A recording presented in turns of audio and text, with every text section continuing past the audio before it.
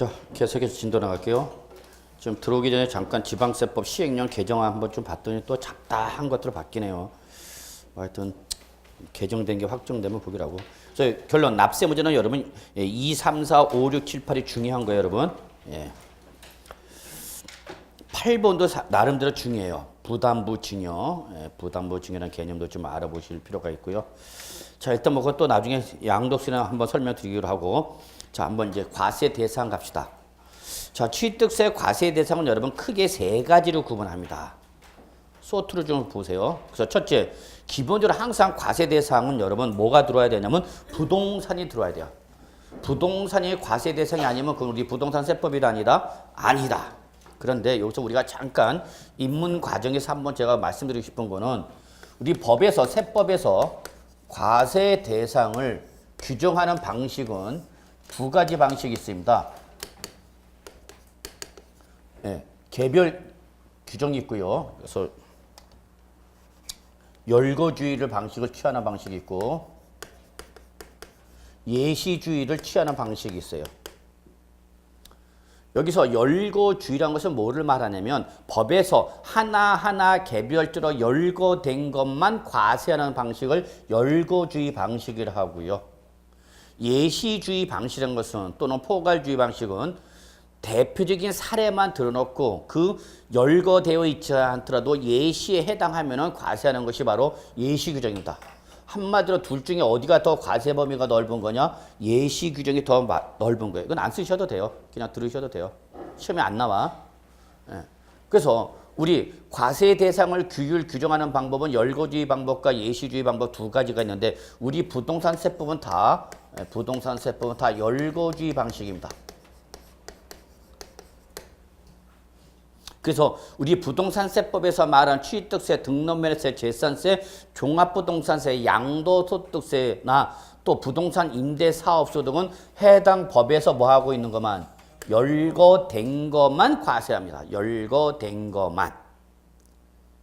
그러면 그게 어떤 재산적 가치가 있는 거라 하더라도 법에서 열거되어 있느냐 열거되어 있지 않느냐에 따라서 과세 여부가 달라진다 그입니다. 그럼 우리 지방세법에 보면 취득세 과세 대상으로 열거된 게 대표가 바로 뭐죠, 여러분? 부동산이 있죠. 부동산. 그럼 부동산을 취득하면 취득세 뭐 하겠다는 얘기 여러분? 과세하겠다 그 얘기입니다. 과세하겠다. 이때 취득세 과세 대상이 되는 부동산인 토지와 건축물은 딱 이거 하나만 기억하시면 돼요. 시험의 대비로는 이거 하나만 기억하시면 돼요. 뭐냐? 사실상의 모든 토지와 건물이 다 과세 대상입니다.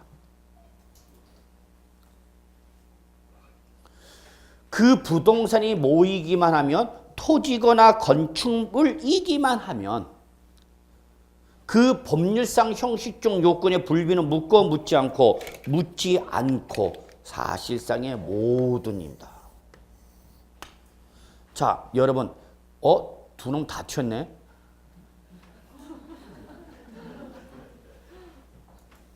잠깐 인원 체크해 보겠습니다.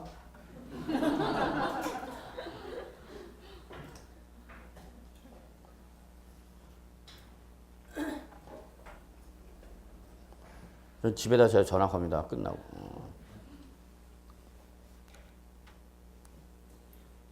자, 가실 땐 분명히 말씀하시고 가셔야 돼요. 안 그러면 제가 아주 예민해져요. 다음 주에 어떤 일이 벌어지는지 한번 보세요. 작년에도 5개 집안 말아먹어버렸어. 도망간 아줌마 집에 전화 걸어갖고 수업 듣다가 도망갔는데 오셨습니까? 안 왔다고요? 그 1교시 끝나고 갔다고 집에 전화 걸어갖고 그 집안 아주 풍지박살 내버렸습니다. 저를 자꾸 테스트하려고 하지 마세요. 자, 결론 다시요. 예. 취득세 과세되는 부동산 다른 거 생각할 필요 없어요. 하여튼 무슨 과세 원칙에 따라서 실질 과세 원칙에 따라서 손님 상 나왔습니다. 상 들어갑니다. 그럼 무슨 상? 사실상입니다. 그럼 이거는 뭐를 말하냐면 이거예요, 여러분. 자, 제가 건물을 취득했는데 건물 취득하지 않았다. 건물을 취득했는데 그 건물이 건축법상 건축허가를 받지 않은 무허가 건축물이 합니다. 뭐다고요? 무허가 건축허가. 취득했다. 그럼 취득세 과세한다 안 한다? 한다 그 얘기입니다. 합니다. 자, 제가 토지를 취득했어요.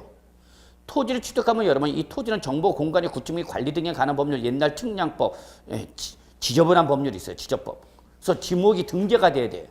정보 공간의 구축 및 관리 등에 관한 법률에 따라서 모든 토지는 지적 공부의 지목이 등재가 되어야 됩니다. 근데 등재되지 않은 토지대 미등재된 토지를 취득했대.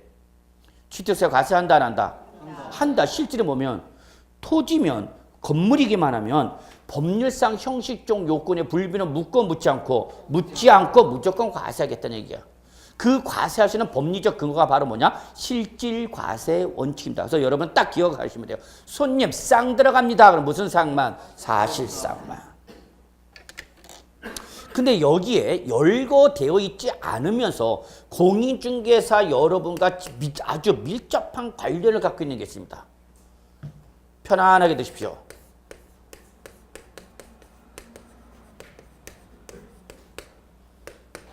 재개발, 재건축, 조합원, 입주권은 바로 여러분과 직접적으로 관련된 권리입니다.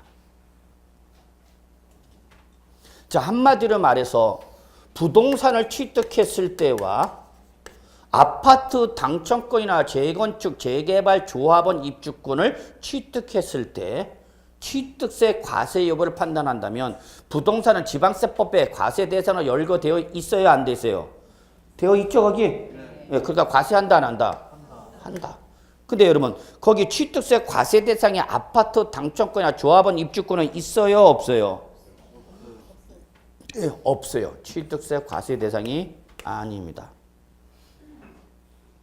이건 여러분 업무와 곧바로 관련된가? 공인중개사 되시면.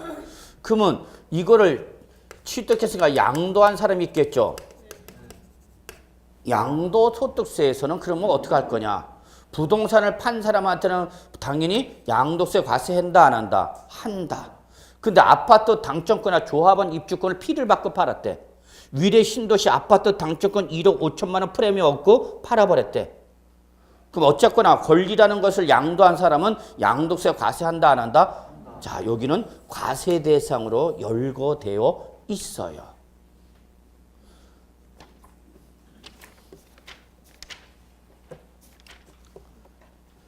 잠깐 여러분 어디 보시냐면 311쪽 한번 잠깐 보실래요?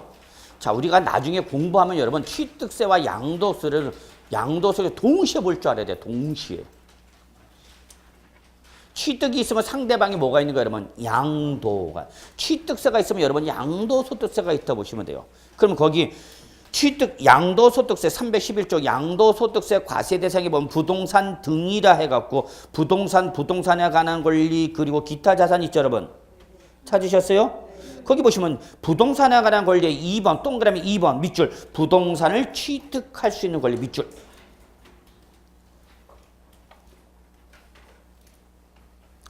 부동산을 취득할 수 있는 권리에서 여러분 바로 공인중개사 여러분과 관련된 게 바로 뭐냐? 아파트 당첨권, 재건축, 재개발, 조합원, 입주권 여기까지만 보세요. 그러니까 이거를 뭐 한 사람은 피를 받고 팔으신 분은 양도소득세는 뭐하지만 과세 대상이지만 그 아파트 당첨권이나 조합원 입주권을 미등기 전매로 뭐한 사람은 취득한 사람은 취득세 낸다 안 낸다? 안 낸다. 취득세는 어디까지만이다? 부동산일 때만 과세가 된다는 얘기죠. 아파트 당첨권이나 조합원 입주권은 취득세 과세 대상에는 열거되어 있어요? 안 돼 있어요? 안 돼 있어요. 근데 양도세는 열거되어 있어요? 안 돼 있어요? 되어 있죠. 이렇게 우리 세법에서 과세 여부를 판단할 때 우리 부동산 세법은 다 무슨 줄을 취하고 있다? 열거주의 방식입니다. 그래서 여러분 시험 공부할 때는 항상 취득세, 등록세, 재산세, 종부세, 양도소득세, 과세 대상을 여러분은 정리해 두셔야 되고요. 시험 범위에 해당합니다. 특히 양도소득세에서 자주 나옵니다. 결론 낼게요, 여러분. 위례 신도시 아파트 당첨권을 내가 프리미엄을 얻고 미등기 전매했다 봅시다, 여러분. 아시죠, 여러분? 이건 뭐 우리 공부를 하지 않아서도 이게 뭐라는 걸 지상 매스컴을 통해서 잘 아시잖아요. 그러면 아파트 당첨이나 조합원 입주권을 피를 받고 프리미엄을 받고 팔으신 분한테는 뭐가 과세가 되지만 양도소득세는 과세 대상이지만 뭐는 취득세는 과세 대상이 아니다. 과세를 하지 않는 이유는 뭐다? 열거되어 있지 않다. 뭐만 열거됐다? 취득세는 부동산만 되어 있다. 그 얘기입니다. 여러분이 나중에 공인중개사 합격하시고 나서 미등기 전매를 촉진하신 분이 종사하시는 분도 계셔요. 소위 뭐가 하는 거죠, 여러분? 떴다방이라고 그러죠. 실무상에서는. 돈은 잘 벌어요. 그럼 항상 수익이 크면 뭐도 크다. 위험도 크다는 걸 아셔야죠. 자, 그래서 결론 낼게요, 여러분. 우리 세법에서 과세 대상을 규정하는 방식은 뭐와? 열거주의 방식과 예시주의 방식이 있는데 우리 부동산 세법은 다 무슨 주의를 취하고 있다? 열거주의에서 법에 하나하나 열거되어 있고 법에 열거되어 인 것만 과세 대상이고 열거되지 않은 것은 과세 대상이다 아니다? 아니다. 그러면 예시주의를 취하고 있는 것이 바로 뭐가 있냐? 바로 상속세나 증여세나 법인세 등 이런 것 등이 해당합니다. 상속세, 증여세, 과세 대상은요. 법에 열거되어 있지 않아요. 경제적 가치가 있는 물건이거나 재산적 가치가 있는 권리면 다 과세합니다. 상속받은 재산이 개별적으로 하나하나 열거되어 있는 것이 아니라 그 상속받은 재산이 돈이 되는 물건이거나 권리이면 과세 대상이다. 그입니다. 뭐는? 상속세, 증여세. 그래서 얘는 열거되어 있지 않습니다. 예시로 되어 있습니다. 포괄적으로 규정을 했습니다. 그러면 제가 여기서 강의를 하다가 사망을 했어요. 군인은 어디서 사망하는 게 제일 좋은가? 국가의 부름받아서 전쟁터에서 전쟁터에서 싸우다가 사망하는 게 군인의 영광스러운 죽음이요. 강사는 강단에서 강의를 하다가 죽는 것이 영광스러운 죽음이라면 수험생은 안 돼. 그러면 안 돼. 시험 공부하다가 큰일 나. 그러면 안 돼. 참어. 그래서 여러분 벌써부터 지금 뭐 밤새면서 공부하는 거 아니야. 지금부터 벌써 바짝 긴장해갖고 여러분 지금 땡기는 분들 계십니다. 저는 항상 그런 분들을 불안합니다. 초전에 힘 다 쓰고 나서 마지막 7, 8, 90 진짜 힘을 써야 할 때는 지쳐갖고 나가 자빠진 분들이 저는 매년 수없이 봅니다. 지금은 힘 쓸 때가 아니야. 지금 벌써 밤새면서 공부할 때가 아니야. 4시간은 주무셔야 돼요. 최소한 여러분 충분한 수면을 취하셔야지 벌써부터 밤새서 공부하는 거 아닙니다. 자, 그래서 여러분 상속세, 증여세 같은 경우는 여러분 예시주의를 취하고 있다. 법인세. 근데 요거는 우리 공인중개사 시험법이니까 아니니까 결론 우리 부동산세법은 다 무슨 주의다 여러분? 열거주의. 그래서 여러분 거기 열거된 것만. 자, 다시 취득세 좀 와볼게요. 297조. 그래서 지방세법상 취득세 과세 대상 열거된 거 297조 크게 부동산, 준부동산 권리가 있습니다. 준부동산 학기에서 배우셨습니까? 예. 사실은 뭐지만 동산이지만 부동산처럼 무슨 제도를 갖고 있는 거죠? 공시제도를 가지고 있는 동산 등을 말합니다. 그 다음에 권리 중에서 우리 과세 대상이 되는 것이 광업권, 어권. 결론 낼게요. 만약에 취득세 과세 대상에서 시험에 나온다면 부동산에 관한 권리는 취득세 과세 대상이다 아니다? 요거는 지금 뭘 말하는 거예요 여러분? 부동산에 관한 권리죠? 부동산에 관한 권리는 취득세 과세 대상이다 아니다? 아니다. 요거 잘 보셔야 돼요. 예전에는 중요한 게 뭐였냐? 권리로서 광업권과 어업권을 잘 보셔야 되는데 지금은 그건 옛날 문제고 지금은 부동산과 부동산에 관한 권리를 구분하셔서 부동산은 토지와 건축물은 취득세 과세 대상이지만 부동산에 관한 권리는 취득세 과세 대상이 아닙니다. 왜 아니냐? 열거되어 있지 않기 때문에.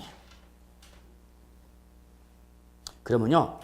아파트 당첨권이나 재건축, 재개발, 조합원 입주권 취득했다더라도 취득세 과세한다 안 한다? 안 한다. 그럼 왜 열거되어 있지 않느냐면요. 얘들은 언제 과세하냐? 얘들이 뭘로 바뀌죠? 이제 나중에? 부동산으로 바뀔 때 과세합니다. 이해하셨어요? 이제 그건 공법에서 배워요. 도시 및 주거 환경 정비법은 고상철 선생이 담당하고 고상철 선생한테 도시 및 주거 환경 정비법상 사업이 있고 그 사업 중에 대표적인 것으로 우리 공인중개사와 관련된 것이 재건축 재개발 사업이고요. 그 내가 가지고 있던 주택이나 토지가 그 도시 및 주거 환경 정비법상 재개발 재건축 사업 대상이 되면 여러분 아시잖아. 내 주택이 뭐가 됐다고? 재개발 재건축 대상이 됐다고. 그러면 어떻게 돼 나는? 나가야죠. 사업할 때 내 토지에다 새 재건축 주택, 재개발 주택 줄 때 나가야 될 거 아니야. 나갈 때 그냥 나가라 그래? 아니, 그 주택이 어떻게 되면 완성이 되면 글로 입주할 수는 뭘 준다고? 권리. 그걸 여러분 실무에서 뭐라 그래? 딱지. 그 딱지야, 딱지. 그 딱지가 이거요? 그려. 실무에서는 뭐라 그런다고? 딱지.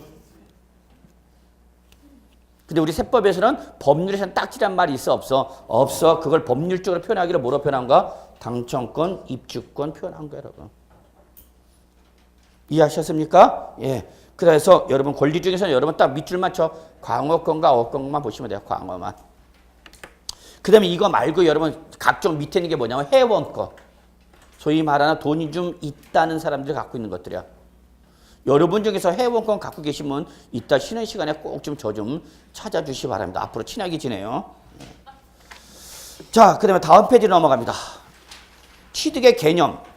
취득세에서 말하는 취득이 뭐냐 그 얘기죠. 취득세에서 말하는 취득은 뭐냐. 요거에 대한 내용을 규정한 것이 바로 취득의 개념입니다.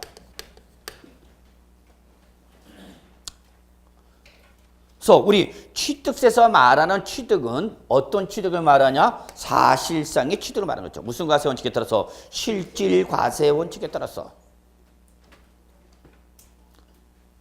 그래서 공부상의 형식적 요건의 불비는 묻지 않고 사실상 뭐 했다면 취득했다면 취득한 걸 본다 안 본다? 본다. 이때 여기서 말하는 취득이라는 것은 여러분 한마디로 말해서 모든 소유권의 모든 취득을 말한다. 소유권의 모든 취득을 말합니다. 여러분이 취득세를 공부할 때 자꾸 놓치는 게 있습니다. 뭘 놓치냐? 취득세는 지금 앞에 열었던 부동산 등의 뭐를 취득하는 겁니까? 소유권만이 취득세에 과세됩니다. 소유권만이. 자, 여러분이 민법에서 권리 배우셨죠? 본권, 무슨 권 말 했잖아요. 뭐. 예. 그래서 소유권이 있고 뭐 물권도 있고 채권도 있고 물권 중에서도 소유권이 있고 뭐 담보물권이 있고 용익물권도 있고. 그래서 담보물권에는 뭐 담보물권의 저당권, 뭐 질권, 뭐 또 유치권 이런 게 있고 또 용익물권에는 뭐 지상권, 지역권 또 뭐 하나 있어? 임차권 뭐 이런 거 있고 전세권 죄송합니다. 예, 죄송합니다. 물권이니까 전세권 했죠. 그래서 법에서 민법에서 각종 권리 배우셨죠? 그 권리 중에서 취득세 과세 대상이 되는 권리는 뭐만을 말한다고요? 소유권만을 말한다. 오로지. 민법에서 배우셨던 권리 중에서 취득세 과세 대상이 되는 권리는 뭐를 말한다? 소유권만을 말합니다. 소유권. 놓치지 마시기 바랍니다. 그러면 여러분 제가 부동산 임대차 계약서를 작성해서 임차권이라는 권리를 취득했습니다. 뭐요? 임차권이라는 권리를 취득했다. 그럼 임차권의 권리를 취득한 저한테는 취득세 과세합니까? 안 합니까? 안 해요. 부동산에 관한 권리는 취득세 과세 대상이 아니고 오로지 뭐만? 부동산만. 그럼 임차권은 왜 과세를 안 한 거냐? 왜 열거되어 있지 않냐? 임차권은 소유권이 아니죠. 그렇기 때문에 과세 대상이 될 수가 없는 겁니다. 이때 말하는 취득이라는 형태는 이 취득은 한마디로 말해서 원시 취득이냐 승계 취득이냐 또는 유상이냐 무상이냐를 묻지 않고를 불문한 모든 취득을 말합니다.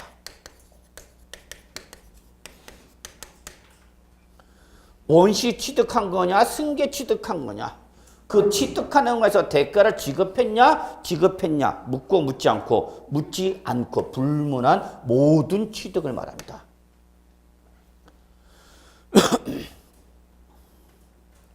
건물 제가 신축했어요.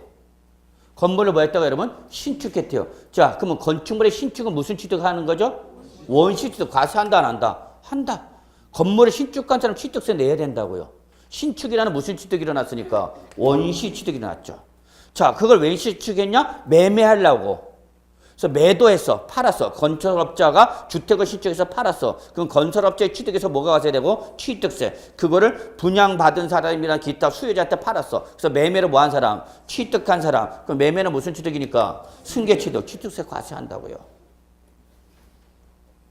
근데 그 드디어 주택을 취득했어요. 전세 살다가 드디어 주택을 샀어. 그래서 드디어 주택에 입성합니다. 다 들었죠. 나를 따르라 해갖고 식구들 데리고 다 이게 우리 집이다. 다 들었죠.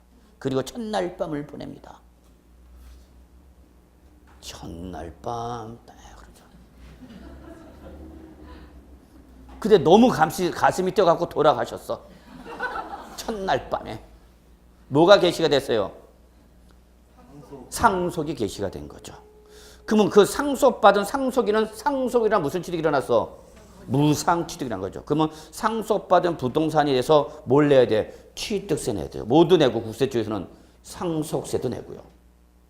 그래서 상속받은 부동산을 내 자식한테 뭐 했어요? 증여했어요. 그럼 증여로 인해서 취득이 일어났죠? 역시 또 그 증여받은 자도 뭘 내야 돼요? 취득세 내고 역시 증여세 내야 돼요. 한마디로 말해서 취득세에서 말한 취득은 원시 취득이냐 승계 취득이냐 유상 무상을 불문한 뭐를 말한다? 모든 취득을 말한다. 그때의 그 권리는 어떤 권리를 말한다 오로지 소유권. 요걸 자꾸 놓쳐요 여러분. 소유권만이다. 소유권을 취득할 때 말입니다. 그런데 아주 중요한 개념이 있어요. 취득세에서는 여러분 이러한 실질 취득이 또 있지만 무슨 취득이냐? 간주 취득이라는 개념도 있어요. 아 중요합니다. 요거 시험에 잘 나오는 단골 손님 중에 하나입니다. 별표 3개 간주 취득. 취득세에서 아주 잘 나오는 놈입니다. 이 취득세에서 말한 간주 취득이란 것은 뭐냐면 여러분 자 여기 잠깐 보실래요? 얘 써져 있어 뭐라고? 간주 취득. 뭐 한 걸로? 취득한 걸로 간주해서 과세하게 됩니다. 그럼 여기서 말하는 간주 취득은 뭐냐? 형식상으로는 취득이라는 행위가 일어나지는 않았어요. 즉 형식상 소유권의 취득이 있다 없다? 없다. 그런데 일정한 행위로 인하여 그 재산의 가치가 어떻게 되면 증가되면 그때 그 증가한 가액을 취득한 걸로 보아서 취득세를 과세하겠다라는 게 간주 취득입니다. 아주 중요한 개념입니다. 시험에 잘 나옵니다. 근데 써져 있어요. 왜 올라가지 마? 취득한 거를 뭐 한다고요? 간주해서 과세하겠다는 얘기야. 그럼 이때 이 간주 취득은 형식상으로는 취득이라는 행위가 소유권의 취득이 있었다 없었다? 없었어. 등기부상에는 아무런 변함이 없는데 그 일정한 행위로 인해서 재산의 가치가 어떻게 되면 요게 중요해요 여러분. 요게. 그 재산의 가치가 어떻게 되면 증가하면 결론 낼게요. 그 뭐한 가액을 뭐한 거를 본다. 그렇습니다. 이거 절대 놓치지 맙니다. 간주 취득에서 과세가 되는 가액은 어떤 가액만이다 여러분? 무조건 증가한 가액입니다. 증가한 가액.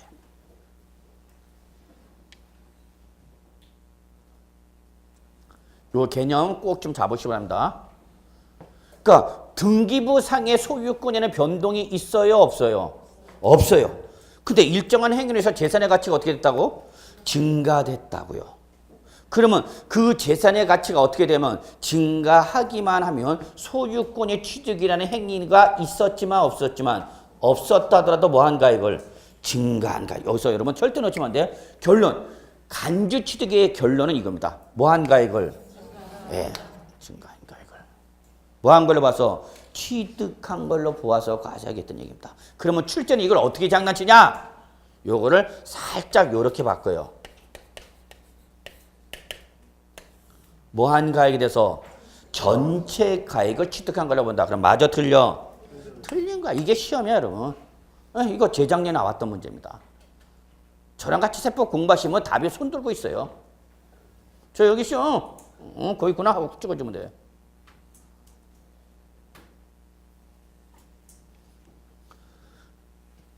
제가 다시 한번 강조합니다. 간주 취득에 때 무슨 가입만 과세한다고요? 증가한 가입. 이게 결론입니다. 이게 결론. 요거에 대해서 뭐 과세하겠다? 취득세 과세하겠다 그 얘기입니다. 그런데 이런 걸 출제는 살짝 간주 취득으로 몰고 가면서 살짝 말을 뭘로 바꿔버리면 전체가로 바꾸면 여러분은 어머 실수한 거야 딱 하고 잡아내야 돼요. 요게 고사장에서 증가한가액을 뭐로 바꿨다는 거 전체가액으로 바꿨구나 라는 게 보이면 답이 보이는 거고 증가한가액을 전체가로 바꾼 게 안 보이면 맨날 답 없음 나는. 언니 나는 왜 이렇게 답이 없어. 이거 여러분. 그러면 간주취득에 여러 가지가 있지만 그중에 대표적인 것이 바로 뭐냐? 토지의 지목 변경입니다. 토지의 지목 변경. 1번으로 나와있죠? 토지의 뭐가 바뀌었다고요? 지목. 이건 또 여러분 정보공간이 구축 관리 등에 관한 법률 공시법에서 여러분 지목 배우셨어요? 배우셨네요. 배운 것도 있구나.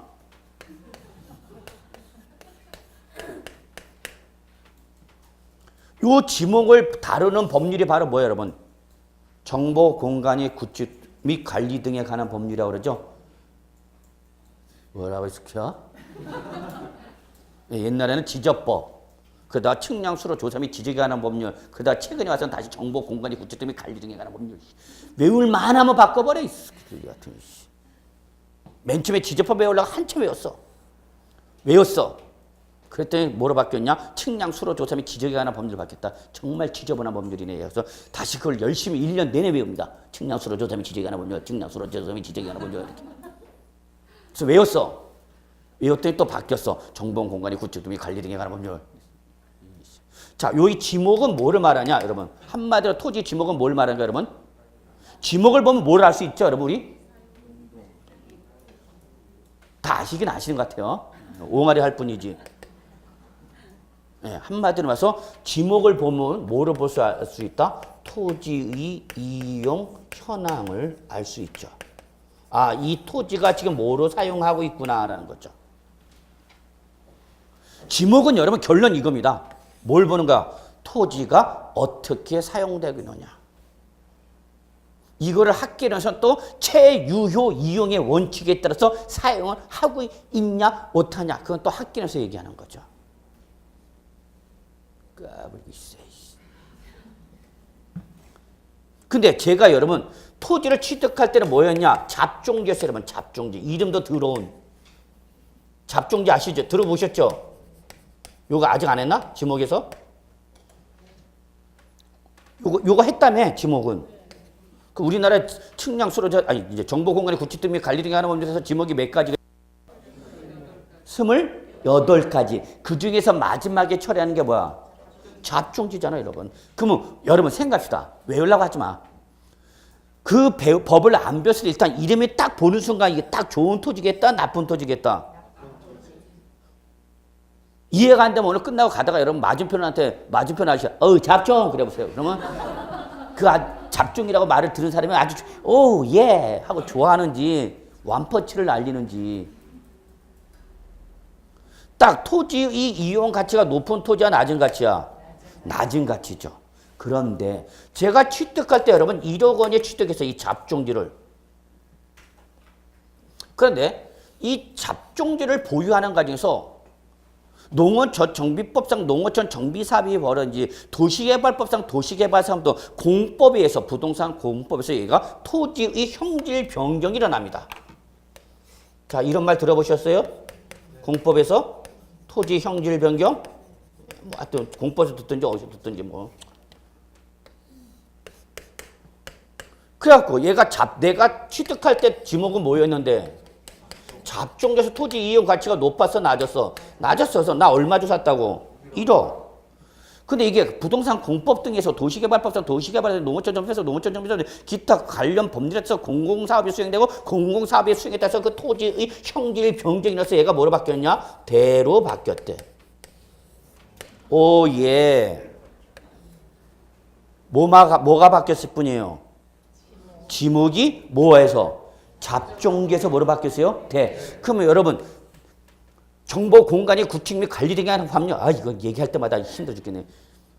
그래서 어디서 말하는 뭐는? 대는 뭐를 말하는가? 기본적으로 건물을 건축할 수 있는 토지였죠. 맞죠? 그냥 기본 개념으로. 그러면 종전에 뭐였다가 잡종기에다 지목이 어떻게 해서 대로 바뀌었죠. 그럼 토지 이용 가치가 어떻게 돼? 높아지죠. 시가 상승이나 토지 이용 가치가 높아져요. 그래서 얘가 얼마짜리냐? 3억 원짜리 시가를 구성하더란 얘기야. 이게 어떤 개념인지 아시겠죠? 나는 요때 취득세 냈어 안 냈어? 냈단 말이야. 토지 소유권 잡종지로 취득했을 때 취득세 냈단 말이야. 근데 취득한 이후 뭐 하는 거 아니서? 보유하는 것에서 토지의 뭐가 바뀜으로써 지목이 바뀌면서 토지 가치가 어떻게 되면 증가했죠. 얼마 증가했어요? 2억이요. 얼마 증가했다고요? 2억이야, 2억. 그래서 얼마 된가? 3억. 그럼 이때 토지, 여러분, 이때 지목으로 변경됐을 때 등기부상 갑구 소유권의 변동이 있어요, 없어요? 없죠? 그 대신 어디에는 변경이 일어나죠, 등기부상에? 표제부의 지목 변경 등기를 일어나죠. 등기부 아직 안 들어갔나?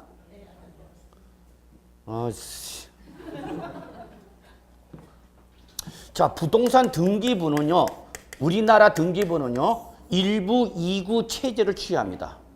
1부, 2구 체제라는 것은 뭐를 말하냐? 1부, 첫째 뭐를 말하냐? 표제부. 그 다음에 2구, 갑구. 둘째, 을구입니다. 그러면 이때 여러분이 꼭 기억하셔야 돼요. 등기부상 갑구는 소유권과 그 소유권의 제약에 관한 권리 등이 기재가 되는 내용이 등기부가 갑구고요.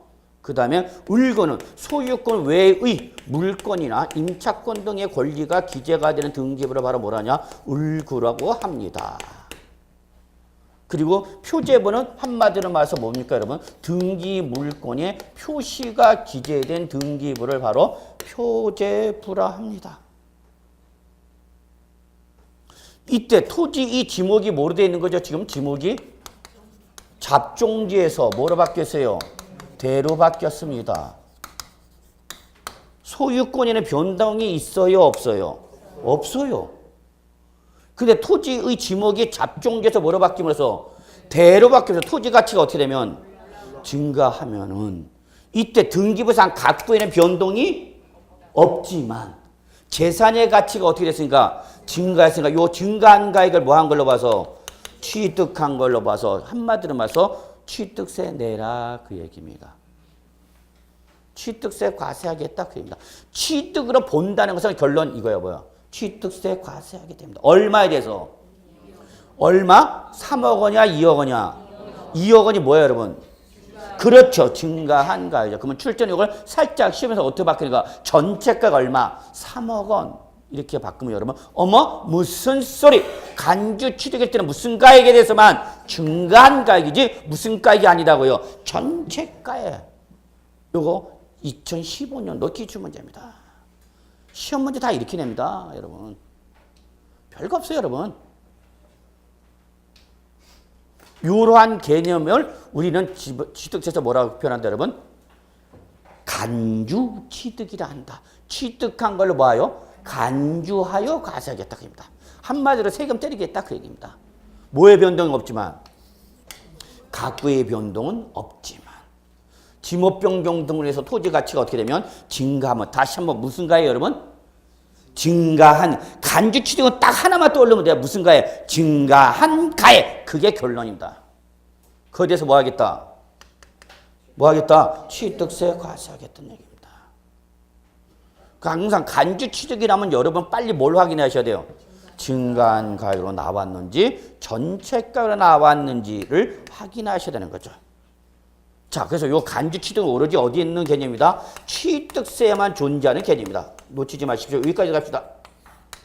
간주 취득이란 말은 어디에서만 볼 수 있다? 취득세에서만 있는 규정입니다. 취득세에서만.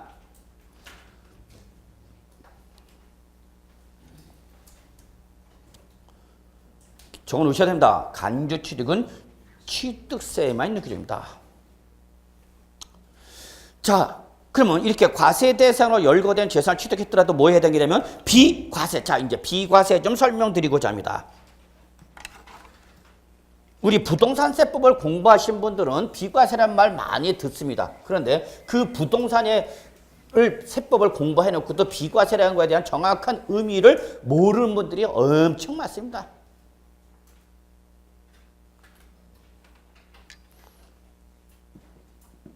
어설피 하는 게 제일 무섭습니다. 어설피 하는 거. 듣기는 들었는데 정확히는 모르면서 아는 것 같은 그런 착각 현상을 일으키는 게 공인중개사 불합격의 지름길이죠. 그래서 제가 항상 하는 얘기가 선무당이 되지 말라 그러는데 선무당이 사람 잡는다. 모르는 게 더 낫습니다. 세법은 알려면 정확히 알고 모르면 아예 모르는 게 낫습니다. 어설피 얘기하고 고객한테 냈다시고 어설피 설명했다가 세법의 결론은 뭐랬죠, 여러분? 제가? 세법의 결론은 뭐예요, 여러분? 돈이야, 돈. 돈입니다, 여러분. 진짜입니다. 세법의 결론은 얼마예요? 돈에 연결돼. 이게 다른 법과의 다른 점이에요. 여러분의 말 한마디에 그 고객은 돈이 왔다 갔다 그럽니다. 돈입니다, 세금은 결론. 그렇게 무서운 법이에요.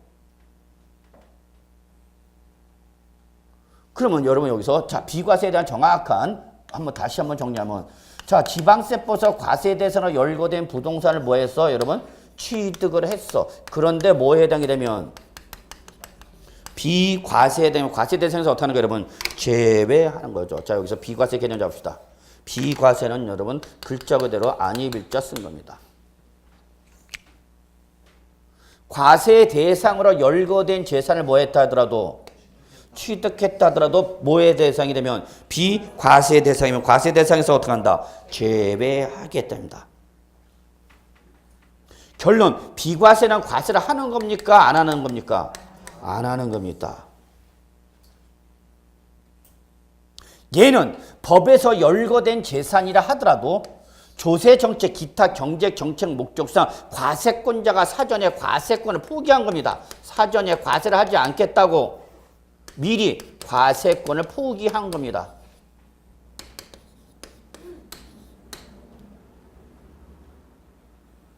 그러면 이 비과세의 가장 중요한 특징은 과세 대상에서 아예 제외시켜버리겠다는 거기 때문에 얘는 납세 의무 자체가 발생하지 않습니다.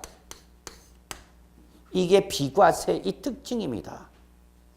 납세 의무 자체가 발생한다 안 한다? 안 합니다. 10년, 20년 공인중개사를 했다는 사람도 비과세 개념을 모르기 때문에 헛소리에 뻑뻑해대고 고객한테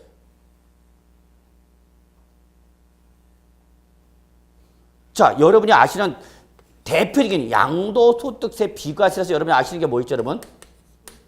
1세대 1주택 몇 년 이상 보유하면 2년 이상을 보유하고 양도하면 여러분 양도소득세 비과세 대상으로 규정되어 있습니다.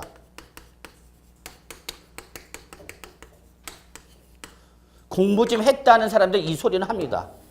뭔진 모르지만요.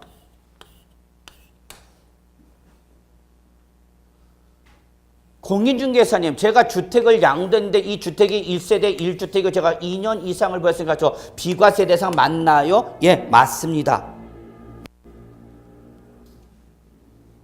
그래서 얘가 양도 차익이 5억 원이 발생했어도 양도 차익이 얼마 발생했어도 5억 원이라는 금액이 발생했다 하더라도 얘는 양도 차익 5억 원에 대한 양도세를 낸다는 얘기예요? 안 낸다는 얘기예요? 안 낸다는 얘기입니다. 그러면 여러분은 양도세, 비과세 철저히 알아야 돼요? 몰라야 돼요? 알아야 돼요. 왜 알아야 되냐면 세금 중에서 가장 센 세금 중에 하나가 또 역시 양도소득세니까 뭐보단 작지만 상속세, 증여세보단 작지만 다른 세금에 비해서는 얘가 엄청난 고율의 세율을 자랑하고 있거든요.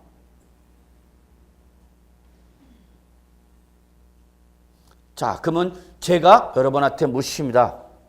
부동산 전문가인 여러분한테 묻습니다.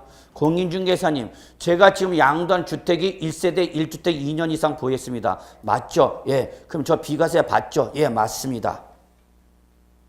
그러면 이분이 이렇게 물어봅니다. 그러면 저는 양도소득세 예정 신고를 해야 되는 거예요? 신고 안 해도 되는 거예요? 이렇게 물어보죠. 납세지 관할 세무서장한테 나 양도소득세 비과세 대상이다라고 신고를 해야 되는 거예요? 신고를 안 해도 되는 거예요? 네? 이게 어두운 조국의 현실입니다.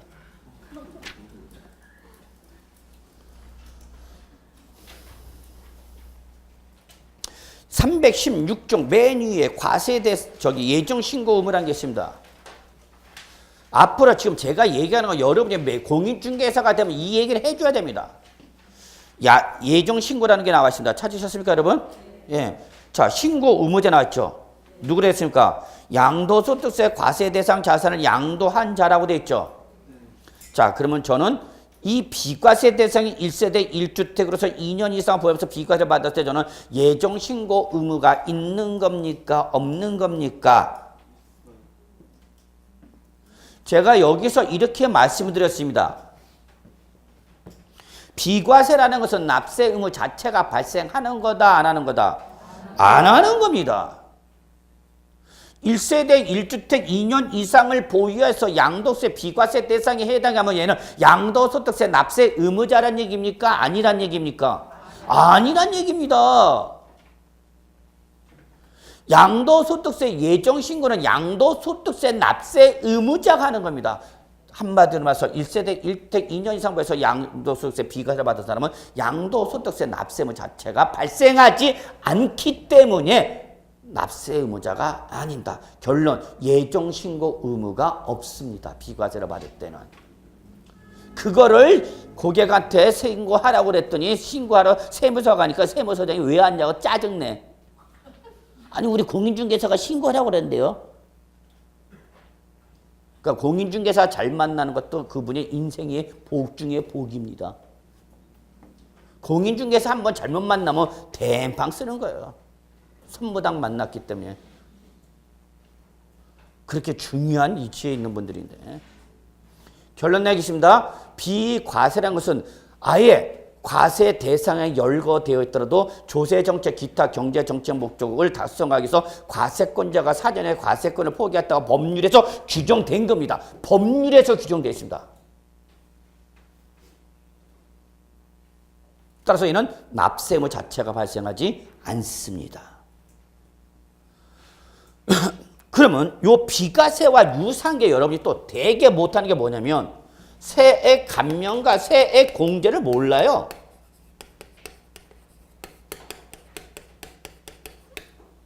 비과세와 세액 공제 감면을 구분을 못해. 왜? 선생도 모르는데 학생이 하겠냐고. 제대로 봐야지.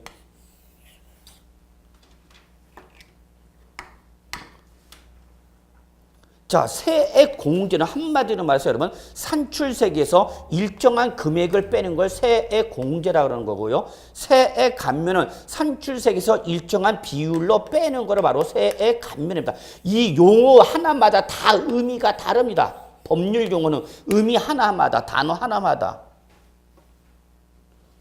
그러면 비과세는 아예 납세의무 자체가 발생했기 때문에 발생 안 했기 때문에 안 했기 때문에 결론 얘는 세액을 계산해요 안 해요? 안 해요.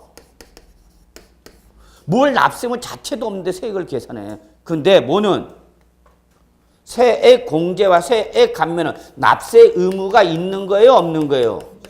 있는 겁니다. 얘는 납세 의무자입니다. 이게 비과세와 공제 감면과의 하늘과 땅 차이입니다.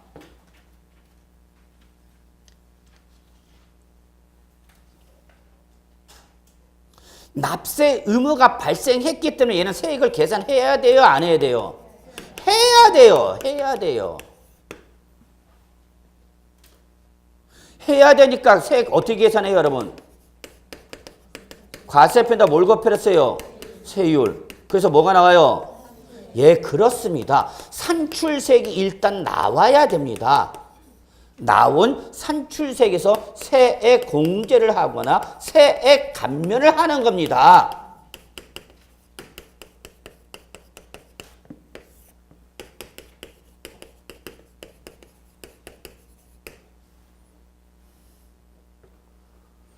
그러면 세 공제는 뭐로 말한다고 그랬어요, 여러분? 일정한 금액으로 빼는 거고요. 세액 감면은 일정한 비율로 빼는 걸 말합니다. 이렇게 용어가 다 달라요.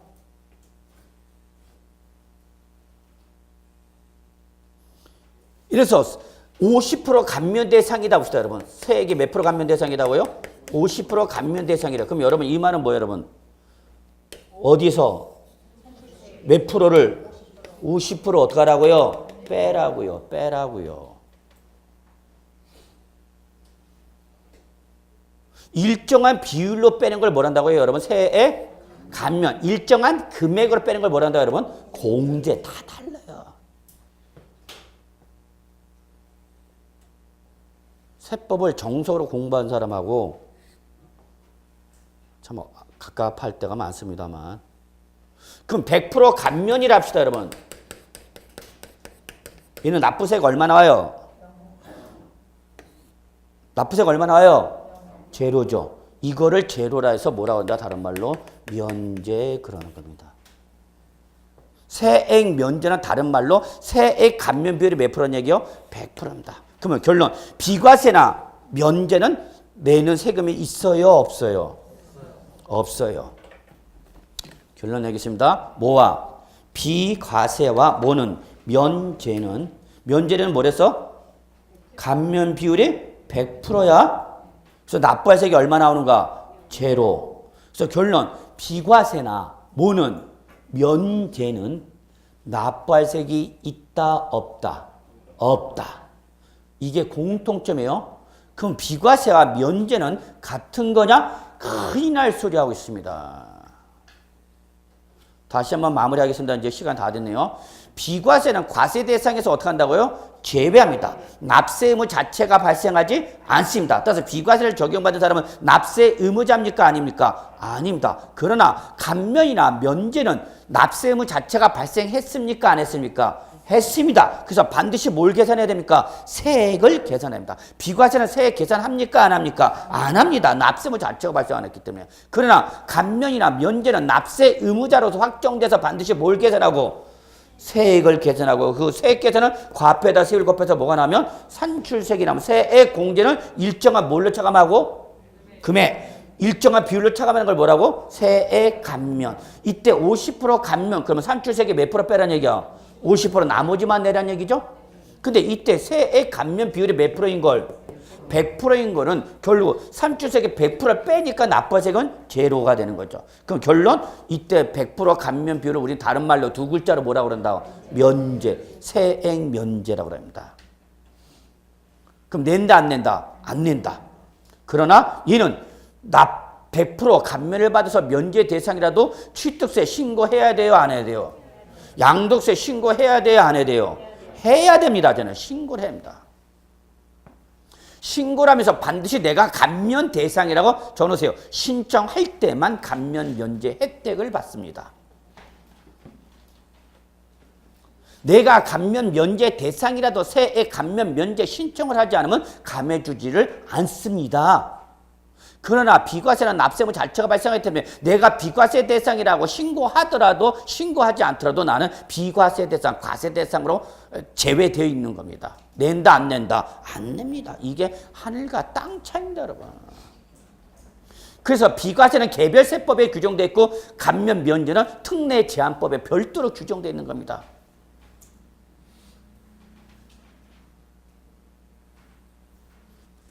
여러분이 나중에 비과세나 감면 면제는 실무 나가시면 잘 알아둬야 되겠죠. 저거를 많이 해서 세부담이 어떻게 되는 거니까? 줄어드니까. 근데 비과세에 관한 규정을 찾으려면 어딜 봐야 되고? 해당 개별 세법을 찾아봐야 된다고요. 해당 개별 세법. 그럼 지방세는, 취득세는 어디를 봐야 된다고? 지방세법을 봐야 된다고. 양도소득세, 비과세는 어디를 봐야 된다고요? 소득세법을 봐야 된다고. 그런데 감면 면제 규정은 개별 세법 규정이 아닙니다. 지방세는 지방 특례 제한법에 따로 나와 있고 국세일 때는 조세 특례 제한법에 따로 나와 있습니다. 얘가 감면 대상이다. 여러분 이런 말씀 들어보셨는지 모르겠어요. 8년 이상 작용한 농지를 양도하면 양도세 면제 대상입니다. 뭐라고요? 8년 이상 작용한 농지입니다. 농지를 몇 년 이상, 8년 이상 제촌 작용하다가 팔면은 양도세 100% 감면 대상입니다. 자, 이런 소리를 들었습니다. 공부할 때. 그래서 내가 공인중개사가 돼갖고 실문 나갔는데 이 양도 물건이 농지입니다. 농지이기 때문에 이 고객이 8년 이상 농사 짓다가 팔면은 양도세 안 낸다고 그러는데 공인중개사님 제 말이 맞나요? 그러면 시험 범위가 아닙니다. 그럼 고객이 8년 이상 작용한 농지의 감면을 좀 알아봐 주십시오라고 하면 여러분은 어딜 봐야 된다고요? 어딜 봐야 된다고요? 조세특례제한법. 여러분 알아두시다. 각종 감면 면제 등에 대한 세부다 완화 규정은 지방세냐 국세냐에 따라서 지방세는 어디 나와 있고요? 지방세 특례 제한법에 나와 있습니다. 국세일 때는요, 조세 특례 제한법에 나와 있습니다. 무슨 법을 알아야 어디를 봐야 나와 있는지 알지. 그래서 특례 제한법은 다 감면 면제 등에 관한 규정만 모아놓은 겁니다. 얘들의 가장 중요한 특징은 뭐냐? 일몰제를 도입하고 있습니다. 일몰제라는 것은 한시적 규정을 말합니다. 이 감면 면제 규정이 영구히 존속하는 규정이 아니라 일정한 기간을 단위해서 5년간 등을 단위해서 일정한 기간을 다니고 그 기간이 경과하면 다시 감면 면제를 줄 거냐 안 줄 거냐 혜택을 결정하는 겁니다. 그러나 비과세는 개별세법 규정에서 영구 규정입니다. 그 규정이 삭제가 폐지가 되지 않아 얘는 영원히 비과세로 가는 겁니다. 그게 비과세와 감면 면제의 하늘과 땅 차이입니다. 그렇다는 걸 좀 알아주시고요. 그래서 여러분 우리 오늘 어디까지 설명드렸냐면요. 312쪽에 비과세의 개념만 설명드렸습니다. 비과세. 자, 다음 주에 몇 쪽이죠? 저기 298쪽이죠, 여러분? 298쪽 비과세의 개념 설명드렸습니다. 그 다음에 다음 주에 마지막으로 취득시기, 과세표현, 특히 세액 계산 구조, 시가표현 아주 중요한 개념 나옵니다. 지방세에서 시가표현이 뭐라는 것만 알아도 여러분 반은 성공합니다. 그래서 마지막 부가징수까지 해서 기본적 입문 과정에서 다루도록 하겠습니다. 오늘은 여기까지 하도록 하겠습니다. 수고하셨습니다.